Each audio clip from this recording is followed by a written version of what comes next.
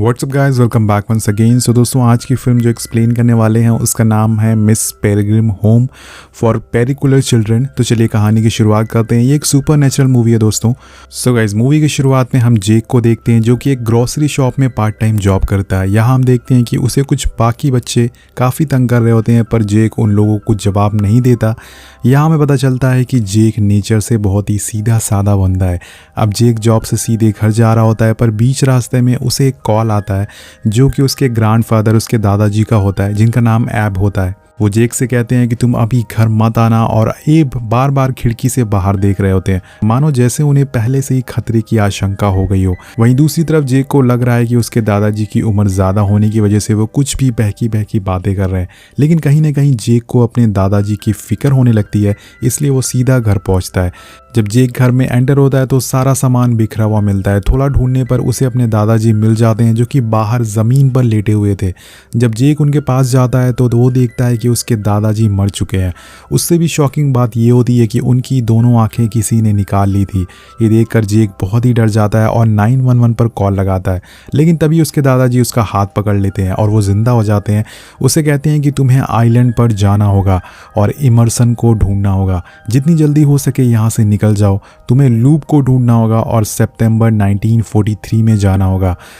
दोस्तों, हमारी तरह जेक को भी ये सब बातें कुछ समझ में नहीं आती। वो सोचता है कि आखिर उसके दादाजी का दिमागी संतुलन खराब हो गया है, लेकिन एब उसे कहते हैं कि मैं पागल नहीं हूँ, तुम्हें बचपन से जो भी मैंने बताया है वो सब सच है।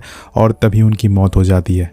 और जेक जब पीछे मुड़ता है तो उसे एक बहुत ही बड़ा मॉन्स्टर दिखता है जो कि इस दुनिया का तो नहीं लग रहा था दोस्तों। जेक अपने कलीग से उसे गोली मारने को कहता है, लेकिन तब तक वो वहाँ से भाग जाता है।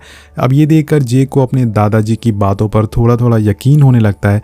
और यहाँ से अब सीन शिफ्ट होता है, हम एक नैन्सी नाम की साइकियाट्रिस्ट को देखते हैं। दरअसल ये साइकियाट्रिस्ट के पास आने की वजह जेक के दादाजी की मौत थी, क्योंकि उनकी मौत के बाद जेक ना तो सही से सो पा रहा है और ना ही खा पी रहा है, जिस वजह से उसकी तबीयत भी खराब रहने लगी है। वो नैन्सी सब कुछ बताता है जो कि उसके दादाजी ने उसे बचपन से अभी तक बताया है। वो बोलता है कि उसके दादाजी बचपन में उसे अनोखे बच्चे और मॉन्स्टर की कहानियां सुनाया करते थे। उसके दादाजी का मानना था कि एक आइलैंड है जहां पर एक टाइम लूप चल रहा है और एक टाइम पोर्टल भी है जिससे कि हम 1943 में जा सकते हैं। उस आइलैंड पर एक स्कूल है जिसमें कुछ अनोखे बच्चे रहते हैं जिनके पास सुपर नेचुरल पावर्स है। उन्होंने बताया कि वहाँ एक प्रिंसिपल भी हैं जो कि उन बच्चों का ख्याल रखती हैं, जिनका नाम है मिस पेरेग्रिन। वो अपनी पावर से एक बर्ड में भी बदल सकती हैं। अब जेक बचपन में इस सब कहानियों में इतना ज़्यादा घुस चुका था कि वो ये सारी कहानियां सच मानता था। और एक दिन वो अपने क्लासरूम में सारे बच्चों को ये कहानी सुनाता है, लेकिन सब उस पर हंसने लगते हैं क्योंकि सभी को उसकी दादाजी की कहानियों पे यकीन नहीं था। कुछ साल बाद जब वो बड़ा होने लगता है तो उसे भी ये सारी कहानियाँ, ये सारी बातें झूठ लगने लगती है। साथ साथ में उसे अपने दादाजी की काफ़ी सारी बातों पे अब यकीन नहीं होता था। वेल, कहानियाँ प्रेजेंट में आती है। जेक अपने दादाजी की मौत के बाद अपने मॉम डैड के घर पे शिफ्ट होता है। वहाँ उसे उसकी मेड एक पोस्ट कार्ड देती है जो कि उसके दादाजी के सामान में उसे मिला था। जब जेक उसे ओपन करता है तो उसे पता चलता है कि ये पोस्ट कार्ड 2 साल पहले का है और ये किसी और ने नहीं बल्कि उसी आइलैंड की प्रिंसिपल मिस पेरेग्रिन ने भेजा है। और इसमें लिखा हुआ था कि डियर इब्राहिम, मैं और यहाँ सारे बच्चे तुम्हें काफ़ी मिस कर रहे हैं। हमें उम्मीद है कि तुम जल्दी वापस आओगे। वेल, हम आपको बता दें कि इब्राहिम जेक के दादाजी का नाम है और वर्ल्ड वॉर 2 के टाइम के बाद उन्होंने अपना नाम चेंज कर लिया ताकि वो एक क्रिश्चियन लग सके। इसके बाद जेक अपने मॉम डैड के साथ उस पोस्ट कार्ड को लेके नैन्सी के पास जाता है और अपने मॉम डैड को कन्विंस करने की कोशिश करता है कि उसे उस आइलैंड पर जाना चाहिए और ये जानना चाहिए कि आखिर उसके दादाजी उसे क्या कहना चाहते हैं। उसकी साइकियाट्रिस्ट कहती है कि हाँ, ज़रूर तुम्हें वहाँ जाना चाहिए ताकि तुम्हें हकीकत की दुनिया और सपनों की दुनिया में फ़र्क पता चल सके। अब उसके डैड उसके साथ जाने के लिए तैयार हो जाते हैं। उसके डैड एक राइटर होते हैं। वो आजकल एक बुक लिख रहे हैं जो कि अलग अलग ब्रीड की बर्ड्स के ऊपर होता है, तो वो इस वजह से वहाँ जा रहे हैं ताकि उन्हें वहाँ अपनी बुक के लिए कुछ और इंटरेस्टिंग कुछ कहानियाँ मिल सके। अब सीन कट होता है दोस्तों और यहाँ हम देखते हैं कि जेक और उसके डैड एक शिप पर उस आइलैंड के लिए निकल चुके हैं, लेकिन बीच रास्ते में उन्हें एक बर्ड उड़ते हुए मिलती है, जिसे देखकर जैक के डैड उसे कहते हैं कि देखो, ये पेरेग्रिन फैल्कन जेक है। वेल, अब ये लोग उस आइलैंड पर पहुंच जाते हैं और वहां पहुंचने पर जेक को थोड़ी दूर पे वो चिल्ड्रन होम भी दिख जाता है। ये वही होम होता है जो कि उसके दादाजी ने अपनी कहानियों में उसे बताया था, लेकिन अब ये घर पूरी तरह से खंडर बन चुका है। वो उसे इस हालत में देखकर काफ़ी उदास हो जाता है और वापस होटल में आता है। लेकिन उसके मन में अभी भी वही होम की बातें घूम रही थी, जिस वजह से वो अपने डैड को बिना कुछ बताए वहाँ से दोबारा उसी चिल्ड्रन होम में जाता है। और अंदर जाने पे उसे एक लड़की का साया दिखता है जो उसे एब कह के पुकारती है। जैक उसे देखकर डर जाता है और वहाँ से भागने लगता है, लेकिन भागते भागते वो एक पत्थर से टकरा जाता है और बेहोश हो जाता है। जब उसकी आंख खुलती है तो कुछ बच्चे उसके सामने खड़े होते हैं। ये वही अनोखे बच्चे होते हैं जिसके बारे में उसके दादाजी ने उसे बताया था। इसमें हर बच्चे के पास कुछ ना कुछ अनोखी शक्तियाँ होती है। इनमें से मिलाड की पावर होती है, वो गायब हो सकता है और जब वो कपड़े पहनता है तभी उसके दोस्त उसे देख पाते हैं। फियोना की बात करें तो उसकी पावर्स होती है कि वो प्लांट को तेज़ी से ग्रो कर सकती है और उसे मैनिपुलेट कर सकती है। ह्यूग की पावर होती है कि वो अपने पेट के अंदर काफ़ी सारे बीज रख सकता है। और क्लेयर जो कि एक बच्ची थी, उसके सर के पीछे एक माउथ था जो देखने में काफ़ी अजीब लगता है। एमा यहाँ पर इतनी हल्की होती है कि वो हवा में उड़ सकती है और खुद को ज़मीन में रखने के लिए वो लोहे के जूते पहनती थी। और अगर इनॉक की बात करें तो वो किसी भी चीज़ में जान डाल सकता है और उसे ज़िंदा कर सकता है। ओलिव के पास आग निकालने की पावर होती है। और बात करें होरास की तो वो अपनी यादों को प्रोजेक्टर के ज़रिए अपनी आंखों से दिखा सकता है। तो सबसे इंटरेस्टिंग कैरेक्टर की बात करें तो वो होते हैं द ट्विंस, जिनके चेहरे ढके होते हैं। अगर इनके चेहरे कोई देख ले तो वो पत्थर में बदल जाता है। जी हाँ दोस्तों, सो यहाँ पर सभी बच्चों के पास कुछ ना कुछ अनोखी पावर्स होती हैं। अब जेक उनमें खड़ी एक लड़की से पूछता है कि तुमने मुझे एबी कह के क्यों पुकारा। तो वो लड़की कहती है क्योंकि तुम बिल्कुल एब की तरह दिखते हो। इसका मतलब दोस्तों जेक के दादाजी की सारी कहानियाँ सच थी और यहाँ पहले वो आ चुके थे। अब सारे बच्चे जेक को उस गुफा के अंदर ले जाते हैं, लेकिन जेक को ये सब कुछ ठीक नहीं लगता, जिस वजह से वो उस गुफा से बाहर आ जाता है। लेकिन बाहर आते ही हमें पता चलता है कि जेक 1943 में पहुँच चुका है। जी हाँ दोस्तों, ये गुफा एक टाइम पोर्टल है जिसे पास्ट में जाया जा सकता है।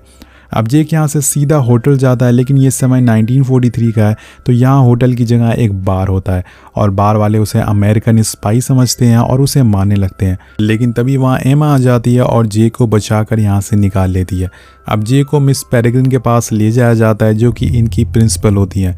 यहाँ हमें पता चलता है कि एक समय में एमा जो कि उड़ सकती है वो एब से प्यार करती थी, यानी कि जेक की ग्रैंडफादर से, लेकिन वो इस जगह को छोड़ के हमेशा के लिए चले गए, जिससे कि इनका दिल टूट गया। अब रात हो जाती है और सारे लोग एक साथ बैठकर डिनर करते हैं। अब जेक का यहाँ से जाने का टाइम आ जाता है, पर उन्हीं में से एक बच्चा बोलता है कि चलो आओ हम तुम्हें बताते हैं कि हम अपना एक दिन दोबारा कैसे शुरू करते हैं। इसके बाद ये सारे लोग घर के बाहर जाते हैं और एक जगह खड़े हो जाते हैं। सारे लोग अपने चेहरे पे एक अजीब तरह का मास्क पहनते हैं और तभी हम देखते हैं कि कुछ फाइटर प्लेन्स नीचे बॉम्ब गिराते हैं। क्योंकि ये समय 1943 का है तो ये प्लेन्स जर्मन के होते हैं। लेकिन इससे पहले कि वो बॉम्ब नीचे गिरे, मिस पेरेग्रिन अपनी एक खास घड़ी से समय को रोक देती हैं और दोबारा से टाइम 24 घंटे पीछे कर देती हैं, जिससे कि एक बार फिर से वो दिन दोबारा से शुरू हो जाता है। तो दोस्तों यहाँ मिस पेरेग्रिन ने एक 24 घंटे का लूप बनाया है जो कि हर 24 घंटे बाद रीसेट हो जाता है और यही वजह है कि इन लोगों की उम्र नहीं बढ़ती, जिस वजह से ये लोग हमेशा ही बच्चे रहेंगे। और जेक के दादाजी भी इनमें से एक थे, लेकिन वो ये लूप छोड़कर चले गए, इसलिए उनकी एज बढ़ने लगी, वो बूढ़े हो गए और उनकी मौत हो गई। यहाँ हमें पता चलता है कि जेक भी इन्हीं बच्चों में से एक है और उसके पास भी कुछ शक्तियाँ हैं, लेकिन वो शक्तियाँ क्या है वो हमें आगे पता चलेगा। अब ये सब जानने के बाद जेक वापस उस गुफा में जाता है और यहाँ उसे छोड़ने के लिए एमा आती है और कहीं ना कहीं एमा और जेक एक दूसरे को लाइक करने लगे थे। जेक आखिरी बार एमा के साथ एक सेल्फी लेता है और वापस अपने समय 2016 में आ जाता है। बाहर आकर वो अपने डैड से मिलता है और उसके डैड उस पर बहुत ही गुस्सा करते हैं और पूछते हैं कि वो कहाँ गया था, लेकिन जेक को कुछ खास फर्क नहीं पड़ता और वो बताता भी नहीं कि वो कहाँ गया था। अब होटल आकर जेक एमा की फ़ोटो देखकर उसे मिस करता है।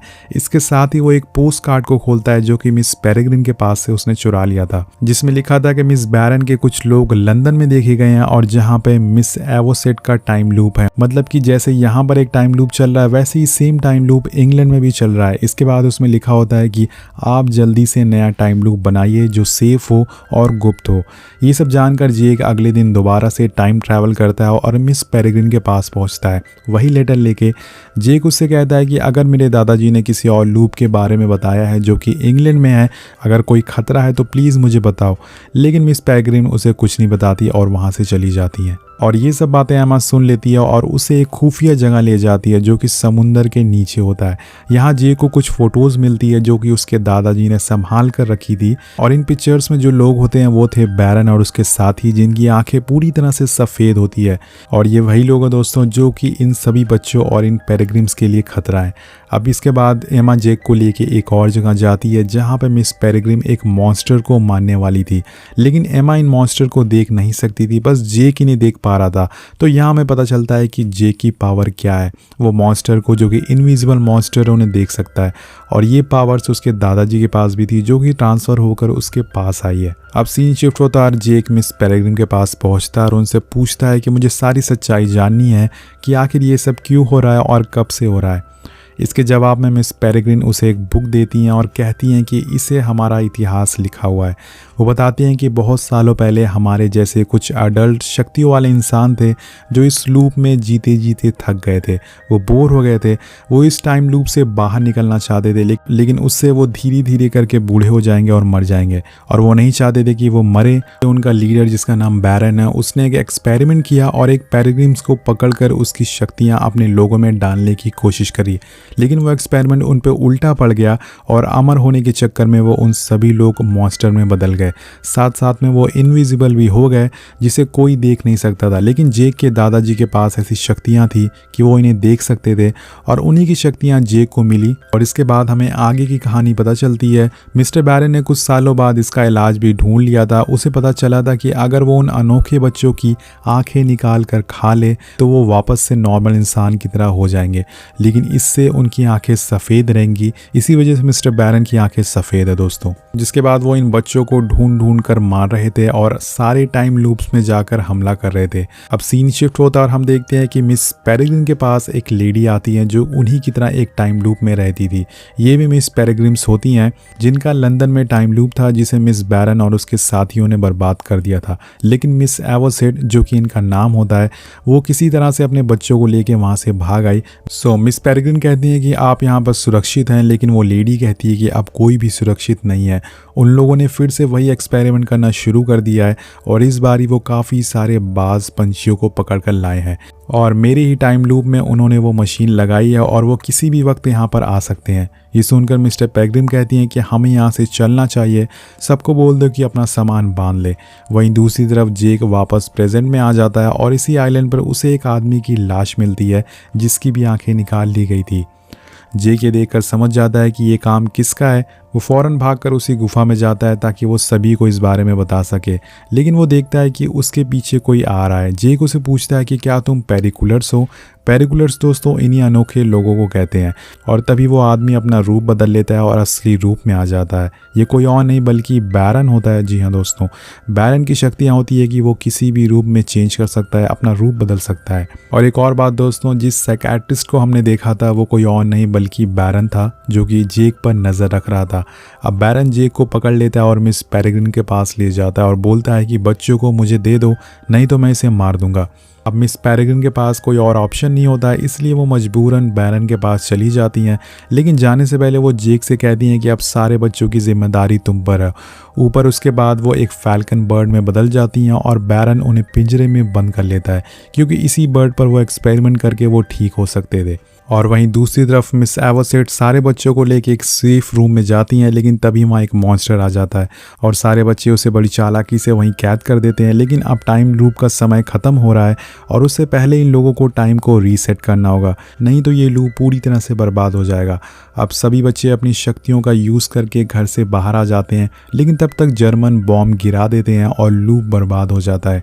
यहाँ हमें पता चलता है कि मिस पेरेग्रिन ही एक हैं जो कि एक नया लूप बना सकती हैं और सारे बच्चे मिस पेरेग्रिन को बचाना चाहते हैं। लेकिन दोस्तों काफ़ी देर हो चुकी है और वो लोग काफ़ी दूर जा चुके हैं मिस पेरेग्रिन को लेके, बट इन बच्चों को पता होता है कि वो कहाँ गए होंगे। इसलिए एमा समुंदर के नीचे जाती है और वहाँ से बड़े से डूबे हुए शिप को अपनी शक्तियों से ऊपर ले आती है। ये शिप बहुत ही बड़ा होता है और उसमें बैठ के वो लोग ब्लैक पूल नाम की एक जगह पे पहुँचते हैं, जहाँ पे मिस्टर बैरन ने सारे पंछियों को पकड़ कर रखा हुआ था और साथ में वहाँ मिस पेरेग्रिन भी होती हैं। वहाँ पहुँचने पे एमा बैरन और उसके साथियों से कहती हैं कि तुम्हारे लिए अच्छा होगा कि तुम मिस पेरेग्रिन को छोड़ दो क्योंकि हमने तुम्हारे एक मॉन्स्टर को मार गिराया। अब ये सुनकर बैरन काफ़ी गुस्से में आ जाता है और वो अपने 4 मॉन्स्टर उनके पीछे लगा देता है। लेकिन जैसे ही आपको पता है कि उन्हें सिर्फ जेक देख सकता है और इसी पावर से वो उन्हें उलझाए रखता है। वहीं दूसरी तरफ एक और अनोखा बच्चा जो कि मरे हुए लोगों को जिंदा कर सकता है, अब वो शिप में स्केलेटन को जिंदा कर देता है और उन्हें मॉन्स्टर को भेज देता है मारने के लिए। वो मॉन्स्टर अब दिखने लग गए थे क्योंकि बच्चों ने उस पर बर्फ फेंक दी थी जिससे वो विजिबल हो गए थे। और वहीं दूसरी तरफ ट्विंस के पास बैरन की एक साथी आती है, लेकिन ट्विंस अपना चेहरा दिखाकर उसे पत्थर में बदल देते हैं। अब जेक सारे कैद हुए फैल्कन यानी पंछियों के पास पहुंचता है। वहीं पे मिस्टर पेरेग्रिन भी होती है, लेकिन इससे पहले कि वो उन्हें छुड़ाए वहां बैरन आ जाता है। लेकिन उसे कुछ करने से पहले जेक सभी को आज़ाद कर देता है और जिसमें मिस पेरेग्रिन भी होती हैं और वो भी आज़ाद हो जाती हैं। अब बैरन जेक को मारने ही वाला होता है कि वहाँ एमा पहुँच जाती है और वो देखती है कि वहाँ 2 जेक हैं। मतलब बैरक ने भी जेक का रूप बदल लिया है जिससे उसे पहचान पाना काफ़ी मुश्किल हो रहा है। लेकिन तब तक यहाँ पर एक मॉन्स्टर आ जाता है और जेक उन्हें देख लेता है, लेकिन बैरक उसे देख नहीं पाता है, इसलिए वो मॉन्स्टर बैरक को पीछे से पकड़ लेता है और उसकी आंखें निकाल कर खा जाता है जिससे कि उसकी मौत हो जाती है। और इसी का फ़ायदा उठाकर एमा उस मॉन्स्टर को भी यहीं पर ढेर कर देती है। अब सभी को मारने के बाद सारे बच्चे को जल्द से जल्द अपने टाइम लूप में जाना होगा क्योंकि अगर वो वहाँ टाइम पर नहीं पहुँचे तो उनकी उम्र बहुत तेज़ी से बढ़ने लगेगी। क्योंकि दोस्तों वो लोग 1943 से आए हैं, अगर वो लोग इस समय में रहेंगे तो उनकी उम्र तेज़ी से बढ़ेगी और उनकी मौत हो जाएगी। अब एमा सारे बच्चों को शिप में बैठाती है, लेकिन वो जेक को यहीं रहने को कहती है। वो उसे बोलती है कि इस टाइम पे तुम्हारे दादाजी अभी भी जिंदा है क्योंकि उन्हें मरने से पहले ही हम लोग ने मिस्टर बैरन को मार गिराया है। जी हाँ दोस्तों, ये लोग टाइम पोर्टल के ज़रिए कुछ दिन पहले आ गए थे जिस वजह से जेक के दादाजी अभी भी ज़िंदा होते हैं। तो ये सब बताने के बाद एमा वहाँ से चली जाती है और जेक अपने दादाजी के पास आ जाता है। उन्हें दोबारा से ज़िंदा देखकर वो उन्हें गले से लगा लेता है और उन्हें वो सारी बातें बताता है जो उसके साथ हुई थी। उसके दादाजी उससे कहते हैं कि तुम्हें एमा के साथ जाना चाहिए और उन बच्चों को तुम्हारी ज़रूरत है। जेक भी एमा से प्यार करने लगा था, इसलिए वो उसी के साथ रहना चाहता था। अब दादाजी उसे काफ़ी सारे पैसे देते हैं जो कि 1943 के टाइम के होते हैं और बोलते हैं कि जल्दी जाओ। वेल गाइस, यहाँ पर जेक को एमा तक पहुँचने में कोई परेशानी नहीं होती क्योंकि उसके पास उसके दादाजी का मैप होता है जिसमें सारे टाइम लूप की लोकेशन दी होती है। वो काफ़ी सारे टाइम लूप से होते हुए आखिरकार उसी दिन में पहुँच जाता है जिस दिन एमा और बच्चे उस शिप में चढ़ रहे थे। जेक भागते हुए जाता है और उस शिप में चढ़ जाता है, जिसके बाद वो एमा को मिलता है और उसे किस करता है। ये साथ यहाँ पर हैप्पी एंडिंग हो जाती है। सो गाइस, यहाँ पर जेक 1943 में जाने के लिए अलग अलग पोर्टल का इस्तेमाल करता है जो कि दुनिया के हर कोने में बनाए गए हैं ताकि इन बच्चों को सेफ रख सकें। अब ये बच्चे बाकी नॉर्मल बच्चों से अलग होते हैं, इसलिए मिस पेरेग्रिन जैसे और भी प्रिंसिपल थी जो कि इन बच्चों को बचाए रखना चाहती थी। अब ये कहानी आपको कैसी लगी नीचे कमेंट करके ज़रूर बताएगा। मिलते हैं आपसे अगली वीडियो में। Thank you so much watching. Peace out.